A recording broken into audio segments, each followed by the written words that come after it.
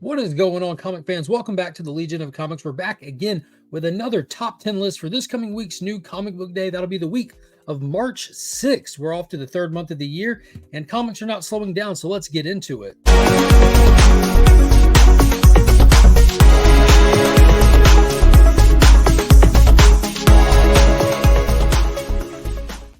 Huge shout out to my local comic shop, ABX Comics and Games. That's where I pick up all my weekly titles. I have a great Facebook group that's linked in the description, as well as a big shout out to Big Time Collectibles. They're my #1 go-to online retailer for exclusives, con books, mystery boxes, all that good stuff, monthly membership boxes. They got a lot of cool stuff. And if you need anything cleaned or pressed, JustinComicx has got you hooked up. The link to all these fantastic places are in the description of all my videos. Be sure to check some of these folks out. All right, guys, so March is here. It's officially here, the third month of the year, and it's going to be a strong month. It looks like we've got a lot of big announcements at this past Comics Pro event. If you missed out on what Comics Pro is and what the announcements were, you can go check out the previous At Week's End video where we touched on all those big announcements and what's to look forward to. But now we know what we're actually building towards, so I'm excited to see some of these titles start to shape up and aim toward that. So coming up first on my list is Chip Zdarsky's Batman issue 145. Now, we just finished Joker Year 1, which is kind of like a 3-issue layover. It came out once a week for 3 weeks straight, and now we're back into the current story arc where Zur-En-Arrh, or this hidden, dark, deep personality of Batman, has taken over, found its way to get out of Batman's mind and into the robotic body of Failsafe. It's pretty much Amazo with a pure Batman mind now. As far as Bruce Wayne goes, he was last seen beaten to hell and imprisoned by Failsafe with none other than the Joker, who also looked like he had had a tough run-in with Failsafe. I'm excited to see where this goes. Now, this isn't the best Batman title out there, but it's definitely telling a long-form story. And we now know from the announcement for Absolute Power that's coming this summer, it's definitely leading up into that. Don't expect Failsafe to go anywhere anytime soon. This is going to continue to get bigger and bigger, and I'm curious how the rest of the Bat family are going to respond to this, the missing Bruce, and where we go from here. The title of this story arc is called Dark Prisoners. Be sure to check it out. Next up on the list, coming in at #2, is Mark Waid and Dan Morris' Shazam, issue #9. We've officially crossed the first story arc. We've officially done away with the space auditing dinosaurs. And now where we go from here, I don't know. So this is just I don't know if this is going to be like a filler issue. That last one kind of was like we're using it to write off some of the excess plot points from the first arc. But now they're bringing the Creeper in for a fight. Not sure what they're going to do with this. If we're going to start building on the next story arc in this issue or what. I do know that they've given Billy back the wisdom of Solomon, but we've yet to really start diving into that. They touched on it briefly, but I want to dive into that more. I want to see this title become something more than just kind of a monthly whimsical throwaway. They kind of set this title separate than something like Superman, with it being kind of bold and goofy. You know, they're trying to, it kind of has like that science fiction feel to it with just how weird it can get. I hope they kind of ground it a little, rein it in, focus it, and do something fantastic with it. The creative team of Dan Mora and Mark Waid is a force to reckon with. They are the creative heads behind this coming summer's DC blockbuster event. So we'll see where it goes. We'll see where it goes. I'm still on Shazam for now. If it doesn't really improve, it might make the chopping block as more stuff like Ghost Machine kick off the next month and everything.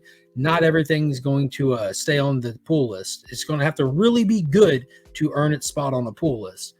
Now, I am excited to see Robert Kirkman's Void Rivals has returned. This is the series that started it all for the Energon universe. If you don't know, the Energon universe is a brand new connected universe with Transformers and G.I. Joe. Image Comics got the licensing for them. They've published them under the Skybound imprint, and Robert Kirkman started it all off with Void Rivals. It was a 6-issue miniseries, almost like Enemy Mine, where you have two warring factors that end up marooned together on an asteroid, and they try to kill each other to the point of realizing they have to work together to survive. They make it back to one of their home planets where they're both in prison for finding out the big secret about each other, which is they are not separate races. They are one and the same, being overlorded by a tyrannical government that is hiding the secret from everybody, and they must kill anyone who finds out. Now they're running for their lives, finding a patch of rebels and kind of licking their wounds and trying to figure out what they do moving forward. In the process, An ultimate hunter has been set out to find them and vanquish the rebels and them, and that is who's featured on this cover right here. What's so great about this, not only is it a fantastic fun sci-fi story, but in each issue you get a massive Easter egg that has to do with Transformers. So far it's just been Transformers, and it's kind of fun trying to place where this exists on the Energon timeline and everything. So it's just really interesting. It's really fun. I heavily enjoy it. I love good sci-fi stuff, and that's what this is. It's fast, it's fun, it's to the point, and it always has something big to look forward to, including like spoiler variant covers. So be on the lookout for some of those. Next up, a brand new title. Man, I wish I would have remembered who wrote this one, but there was a creative dream team on this one, if I'm not mistaken. And this is a brand new title from the Black Label storyline, which is the more mature imprint for DC Comics. This is called Batman, The Batman, with an actual dash in his name. The Batman First Night, issue number 1.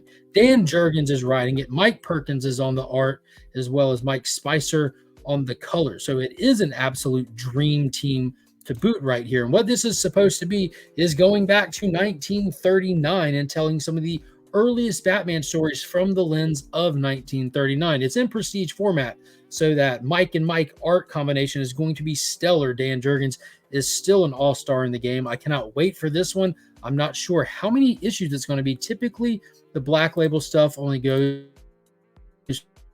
for 3 or 4 issues, but it is going to be a 48-page book. It's magazine size, and it'll have a $6.99 price tag. So it's prestige in every way you can imagine.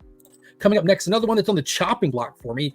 This one, Kneel Before Zod, issue number 3. Another one that I feel is here just to serve other purposes. In issue 1, we were introduced to Zod's kid, immediately banished off of the planet, and now we got the Sinister Sons, so it just introduced him for the sake of doing Sinister Sons.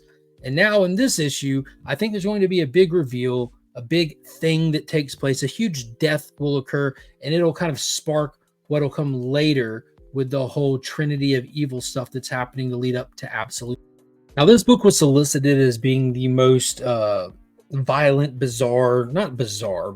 violent, brutal book that was going to hit shelves for DC in 2023. And it started off like it could potentially have like some kind of edgy tone to it. And it does to a degree, but it's extra wordy, tons of exposition, and it's kind of just, it hasn't gotten to a point after those first 2 issues.